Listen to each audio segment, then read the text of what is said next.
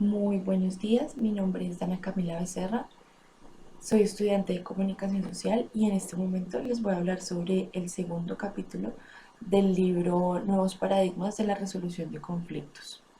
En el segundo capítulo se habla sobre cómo la sociedad debe construir instituciones que sean un vehículo o que sea una conexión para ayudar a las personas, no solo como individuo, sino también cómo ayudarlo en comunidad, cómo hacer comunidad, cómo transformar esa comunidad. Por eso habla también del conflicto. Lo que haces con el conflicto es conocer el pensamiento de los demás, es, es saber que no solo tú tienes la razón, sino que existen muchas personas que tienen diferentes realidades dependiendo de sus experiencias.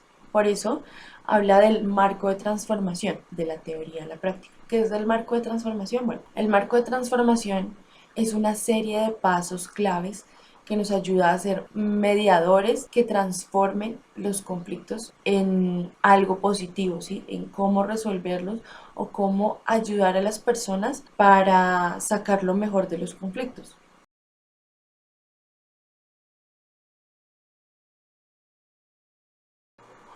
En este primer paso lo que se busca es crear contexto. ¿Por qué están ahí? ¿Qué es lo que quieren? ¿Cuál es el objetivo y los recursos que tienen para llegar a una solución? Hay que entender que el mediador no está ahí para tomar decisiones por ellos, ni para hacer que hagan un acuerdo entre los dos. No, está ahí para escuchar y comprender la situación de ambas partes.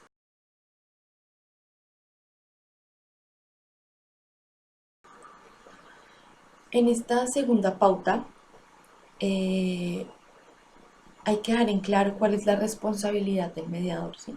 La responsabilidad del mediador es mantener un contexto para las dos partes. En ningún momento debe sentirse a favor de alguien, sino siempre tiene que mantenerse firme. Eh, no es la responsabilidad o no debe sentirse responsable en la generación de acuerdos o en si se llegan a reconciliar o si llegan a aliviar sus dificultades. No, esa no es la responsabilidad del mediador.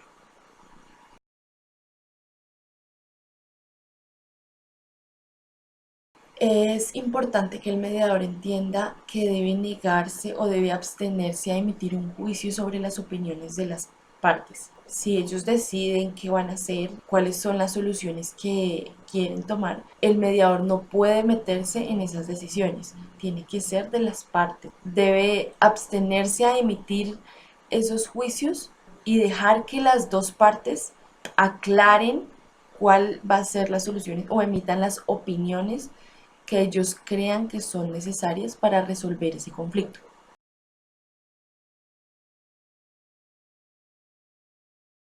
En esta cuarta pauta debemos observar que el moderador debe motivar a las partes a ser optimistas o él debe ser optimista y no ser pesimista con respecto a las opiniones que tienen las dos partes. El moderador no puede ser crítico de las opiniones de las dos partes, sino debe apoyar sus opiniones y manejar la situación. Si las dos partes no pueden tomar decisiones, él tiene que tomar el control de la situación y apoyarlos en la decisión, más no tomar la decisión.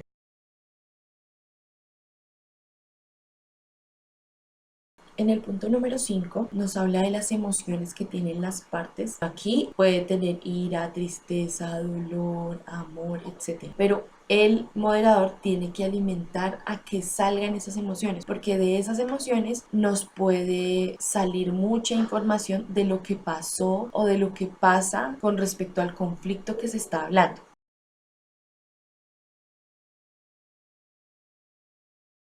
Aquí el mediador debe permitir que las partes exploren esa confusión que sienten, porque lo que hace es que permite que el mediador tenga cierto poder en la situación e incertidumbres que tienen las dos partes.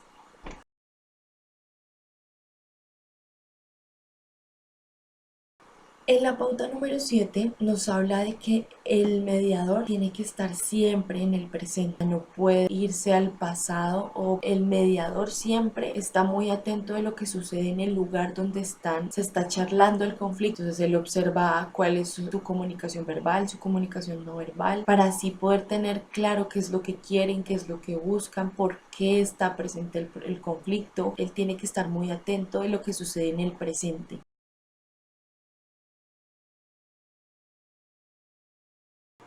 En el punto número 8, el mediador debe permitir que haya ese espacio donde se hable del pasado, porque en el pasado están las bases del conflicto del presente. O sea, ahí podemos encontrar la historia y el por qué está ocurriendo esta situación en este momento. Pero si las dos partes se sienten muy incómodas al tocar el tema del pasado, no es necesario que se queden hablando mucho tiempo de eso. Hay una aclaración, y es que la diferencia de la pauta 7 y la pauta 8 es que en la pauta 7 él está pendiente del presente, de lo que hacen, y en esta pauta se habla del pasado, de lo que pasó en la historia.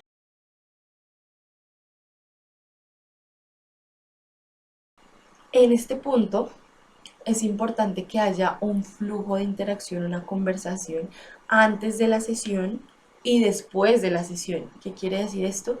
Que él tiene que tener buena relación con las partes.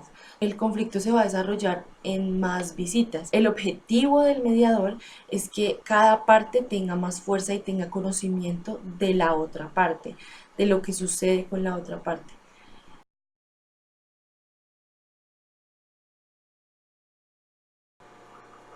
En este paso número 10 y el último, y no menos importante, el mediador debe sentir que la sesión o la visita tuvo éxito para motivarse a hacer mejor o a hacer mejor su trabajo, ya que su trabajo no es fácil, tiene cierta complejidad. Poder entender a dos personas es complicado, así que la motivación en sí mismo es muy importante.